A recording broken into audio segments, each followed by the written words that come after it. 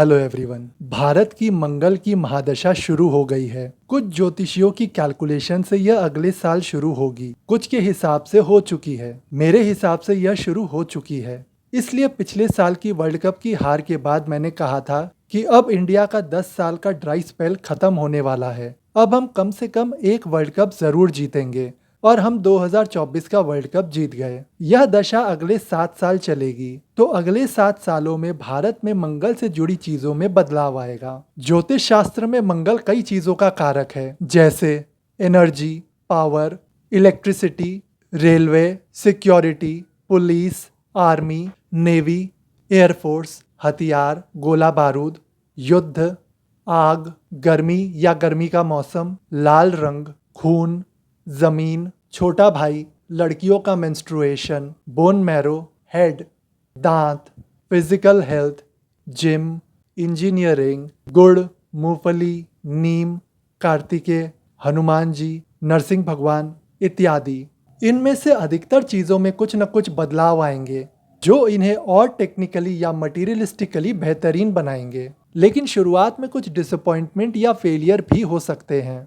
जैसे पिछले 1-2 सालों से हमारी सरकार थर्मल पावर की जगह रिन्यूएबल एनर्जी को सब्सिडी देकर प्रमोट कर रही है। पेट्रोल डीजल गाड़ियों की जगह ई व्हीकल को प्रमोट कर रही है।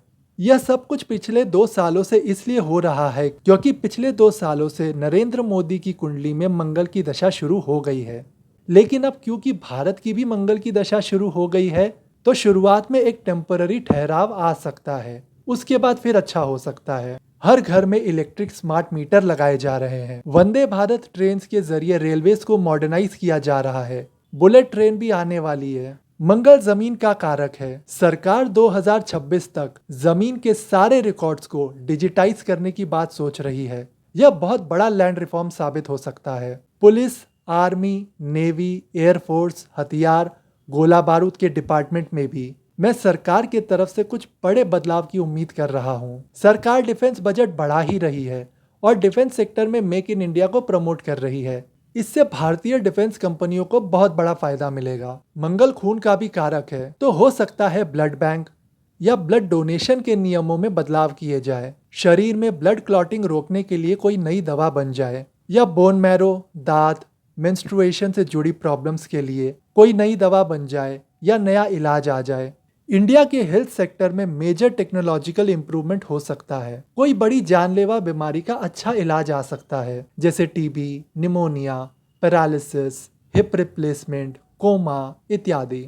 मंगल छोटे भाई का भी कारक है, तो कोई ऐसा कानून भी पास हो सकता है जिसमें छोटे भाई का पारिवारिक संपत्ति में हक बढ़ जाए या घट जाए। हो सकता है आज के युवा हेल्थ कॉन्शियस हो जाए और जिम जाना शुरू कर दे, या अधेड़ उम्र के मोटे लोग अपनी कमर को पतली करने के लिए जिम की मेंबरशिप ले ले। देश के युवाओं का रुझान इंजीनियरिंग करने की तरफ बढ़ सकता है। इंजीनियरिंग कंपनियां अच्छा प्रदर्शन कर सकती है। अगर आप शेयर मार्केट में इन्वेस्ट करते हैं तो ऊपर बताए गए सभी क्षेत्र के अच्छे स्टॉक्स में आप इन्वेस्ट कर सकते हैं। मगर यह सभी कंपनियों के स्टॉक्स बहुत बढ़ चुके हैं, तो इनमें एक डिप आने का वेट करें। वैसे भी शुरुआत में इनके नीचे जाने के ही चांसेस दिखते हैं, बाद में अच्छा प्रदर्शन होने की उम्मीद है मुझे।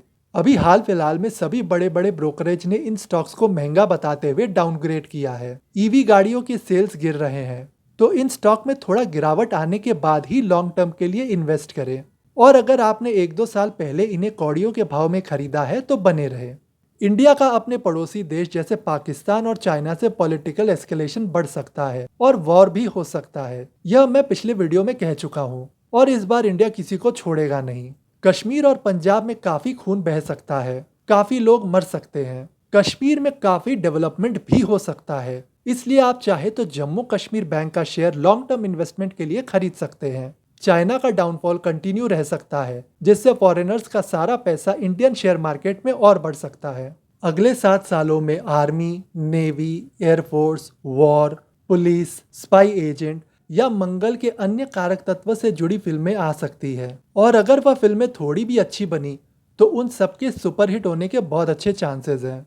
ऐसा ही एक मिलता जुलता योग शाहरुख खान की कुंडली में भी बनता है। उनकी जवान और पठान फिल्में सुपरहिट रही और दोनों ने 1000 करोड़ रुपए कमाए। मैंने उनकी पठान फिल्म देखी थी और मुझे बिल्कुल भी अच्छी नहीं लगी, मगर फिर भी वह फिल्म ब्लॉकबस्टर बन गई। यह मेरा पर्सनल ओपिनियन है, हो सकता है आपको पठान अच्छी लगी हो। स्पोर्ट्स में इंडियन टीम इन जनरल अच्छा कर सकती है, खासकर हाथ वाले गेम्स में। युवराज सिंह के लिए मैं पहले ही कह चुका हूँ कि कुछ बहुत अच्छा हो सकता है उनके साथ। अभी सुनने में आ रहा है कि उनकी एक बायोपिक बनने वाली है। कोई बड़ी बात नहीं, यह फिल्म MS धोनी से भी बड़ी सुपरहिट हो जाए और लोगों को पता चल जाए कि हमें वर्ल्ड कप जिताने वाला असली हीरो कौन है और युवराज को वह इज्जत मिले जो वह डिजर्व करते हैं। हो सकता है अब जय श्री राम के बदले जय बजरंग बली के नारे लगने लगे। तो मेरी तरफ से एडवांस में आप सभी को जय Bajrang Bali. Thank you for watching.